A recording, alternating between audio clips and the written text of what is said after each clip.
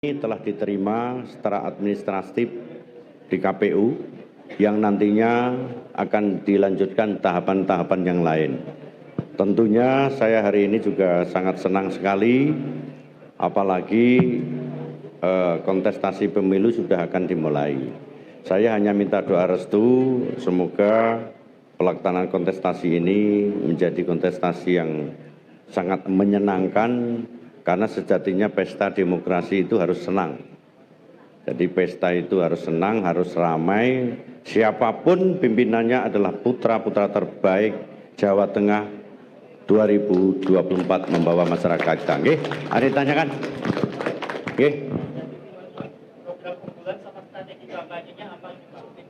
Strategi tidak pakai strategi. Program unggulannya adalah kerja, kerja, dan kerja. Oke, ayo.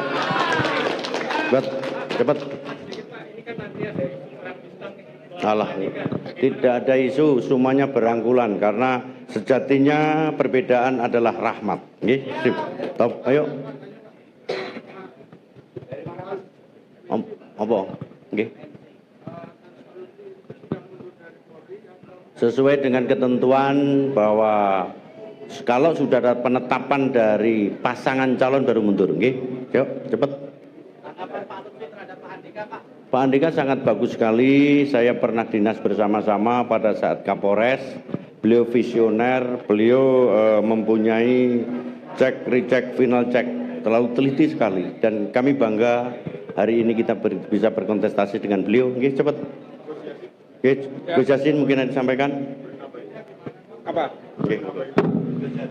Iya, tentu saya sampaikan mohon doa restu kepada masyarakat Jawa Tengah, dan saya yakin bahwa kita yang hadir, kita yang berdiri di sini dari mulai partai politik ini mewakili masyarakat Jawa Tengah, memberikan kepercayaan kepada kami sehingga kami mengucapkan terima kasih kepada masyarakat Jawa Tengah, dan kami mohon doanya juga semoga kami maju dalam pilgub kali ini benar-benar diridhoi oleh Allah Subhanahu wa Ta'ala, Tuhan yang Maha Esa. Dan tentu 5 tahun yang lalu program-program sudah banyak, itu akan kita lanjutkan yang baik, dan tentu masih banyak yang perlu ditingkatkan. Utamanya adalah memberikan bagaimana masyarakat Jawa Tengah ini lebih sejahtera lagi.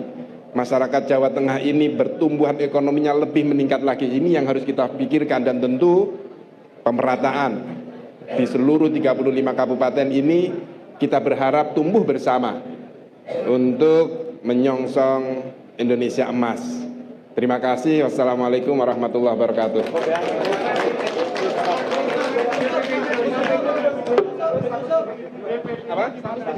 Status DPD-nya tentu dalam persyaratan kami mengajukan pengunduran diri.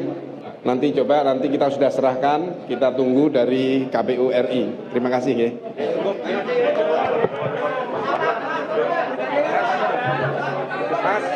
Mas berdiri mas, foto ini. Ya. Ini lek. Ya mejone.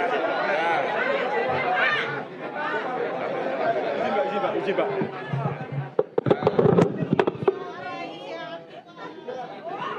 Aman ya. Mas.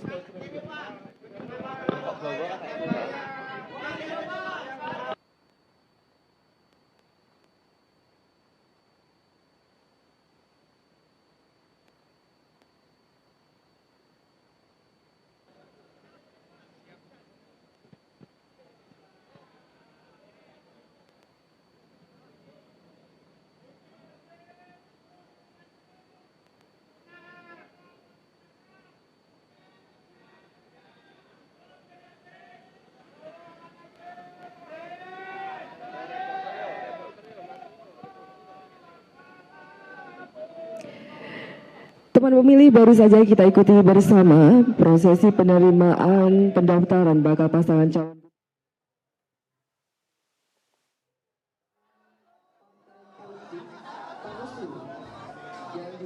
Pemirsa, inilah situasi terkini terkini di kantor KPU Jawa Tengah, di mana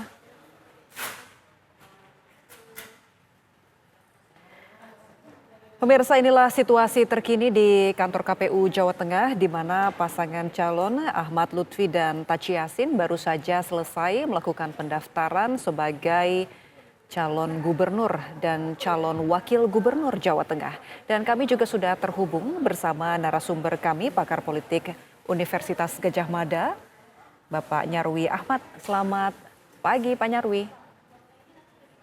Selamat pagi. Ya. Selamat pagi, Pak Nyarwi. Apa kabar, Pak? Selamat pagi. Ya, suara saya jelas ya. Baik, jelas. Pak Nyarwi, ini setidaknya sudah ada 2 paslon yang secara resmi mendaftarkan diri ke KPU Jawa Tengah, Andika Perkasa Hendrar Prihadi, dan baru saja pagi ini Ahmad Lutfi Taci Yassin. Dari pandangan Anda, bagaimana kans kedua paslon ini untuk unggul di Jawa Tengah? Ya, saya kira begini, dua-duanya ya punya basis pemilih ya yang cukup kuat ya. Yang jelas yang pertama kalau di data survei ya, Pak Lutfi itu kan juga sudah menunjukkan ya untuk top of mind kemarin-kemarin banyak lembaga survei misalnya memotret itu paling nggak ada di nomor 2 juga ya. Ada juga kadang-kala di nomor 1 gitu ya. Tapi itu kan belum masuk nama-nama seperti Pak Andika Perkasa gitu ya. Tetapi kalau kita lihat tentu di situ dengan menggandeng Taci Yassin, beliau kan mantan wakil gubernur gitu ya, tokoh NU gitu, punya basis juga dukungan dari partai P3 saya kira. Nah itu artinya sudah punya basis sebagai modal gitu ya. Artinya Ahmad Lutfi Taci Yassin itu punya modal yang cukup memadai untuk bertarung ya dalam pilkada Jawa Tengah. Belum lagi kalau Pak Ahmad Lutfi ini kan mantan Kapolda paling lama ya, 4 tahunan ya, lebih bahkan. Itu saya kira juga punya ya modal jejaring sosial, jaring dengan berbagai elemen masyarakat yang itu saya kira cukup kuat. Nah, bagaimana dengan yang satunya misalnya kemarin kan Pak Andika, Pak Hendrar ya sudah mendaftar juga. Saya kira sama, cuma bedanya memang ya Pak Andika kan saya kira pernah familiar lah dengan daerah Jawa Tengah, tapi kan untuk pernah berkiprah langsung gitu ya di Jawa Tengah cukup lama, saya kira belum pernah di sana. Beda dengan Pak Hendrar ya, Pak Hendrar saya kira basisnya ada di pernah jadi wali kota dan itu cukup memadai, belum lagi ditambah dengan basis dukungan partai PDI Perjuangan. Kalau kita tahu, sebagaimana kita tahu bersama, PDI Perjuangan ini kan basis untuk di Jawa Tengah di level provinsi cukup kuat ya. Kalau nggak salah sekitar 30 sekian persen ya jumlah kursinya dari total ini. Tetapi kalau kita lihat di kabupaten kota itu ada beberapa kabupaten kota yang bahkan dia sangat kuat ya. Ya artinya begini, masing-masing pasangan ini ya itu punya modal politik dukungan dari pemilih yang cukup besar. Pertanyaan berikutnya adalah seberapa mereka masing-masing itu mampu gitu ya mengembangkan basis elektabilitasnya gitu dengan daya tarik berupa visi misi yang dimilikinya gitu ya. Itu. Nah, ini yang saya kira di tahap-tahap awal untuk pilkada Jawa Tengah itu sangat menentukan karena kan dari banyak data survei masih mengindikasikan hampir 60% pemilih di Jawa Tengah itu masih belum menentukan pilihannya secara fix. Itu. Baik, Mas Nyarwi, kalaulah kita bisa menggunakan istilah perang bintang atau duel jenderal ya antara Andika Perkasa selaku ex-Panglima TNI, kemudian juga Ahmad Lutfi selaku mantan Kapolda Jawa Tengah, bagaimana sosok keduanya ini bisa saling berkompetisi di Pilkada Jawa Tengah? Iya, kalau kita lihat tentu saja orang mengatakan akan terjadi perang bintang, ya. Kenapa? Karena dua dari para calon gubernur ini backgroundnya jelas dari dunia kepolisian dan militer. Bedanya yang satu itu bintang dari kepolisian gitu, yang satu bintang dari militer ya.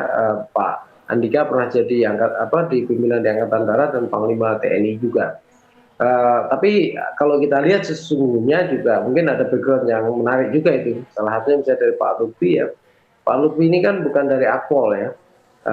Seorang peraih bintang 3 yang tetapi justru dari sekolah perwira ya, istilahnya dulu rekrutmen dari bukan Akpol itu. Nah, ini juga menarik. Tetapi sebenarnya itu punya implikasi saya kira akan terjadi juga ya. Memang militer dan polisi itu tidak secara normatif, secara berdasarkan aturan hukum tidak ada berpolitik kan. Tetapi kalau kita lihat masing-masing itu punya spirit of the corps, ya, jiwa korsa, yang itu saya kira itu tidak lepas dari satu sama lain, ada solidaritas gitu ya di masing-masing. Dan keduanya itu juga tokoh-tokoh berpengaruh ya, di kalau bahasanya itu matranya ya, masing-masing. Dan ini saya kira akan terjadi persaingan ya, sangat sengit, tetapi saya kira ya pasti tidak akan menarik-narik ya secara normal gitu ya, institusi Polri maupun TNI ke dalam politik, karena saya kira dua institusi ini sudah sangat dewasa dalam mengelola dirinya gitu ya,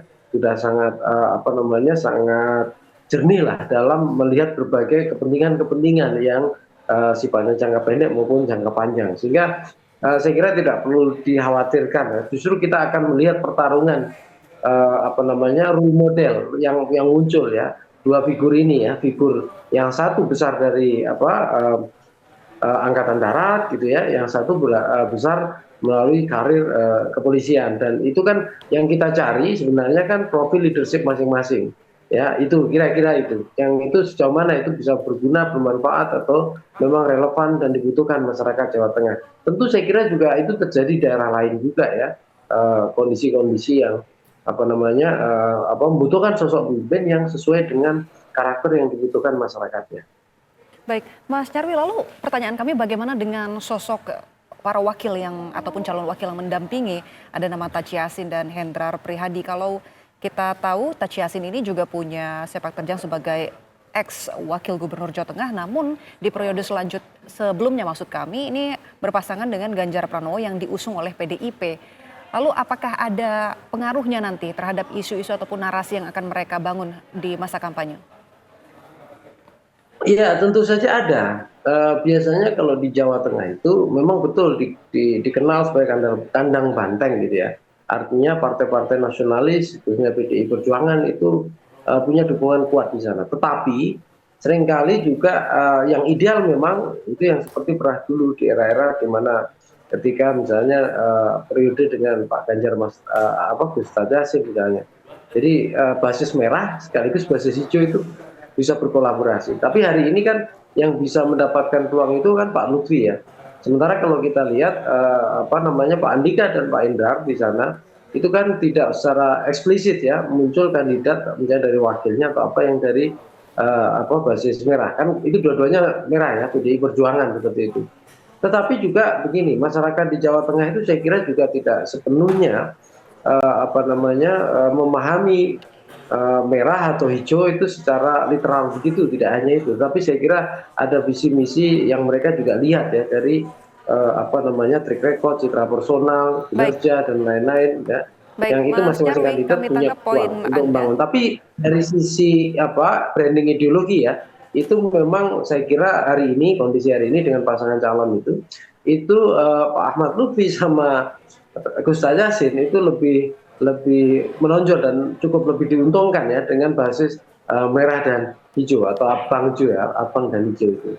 Baik, Mas Nyarwi, kami juga ingin meminta pendapat Anda soal PKB yang akhirnya memutuskan dukungannya untuk Ahmad Lutfi Taci Yassin dan batal mendukung Gus Yusuf Joko Suranto. Bagaimana dampaknya dan juga implikasinya? Namun dijawab usai jeda. Tetap bersama kami di Breaking News TV One.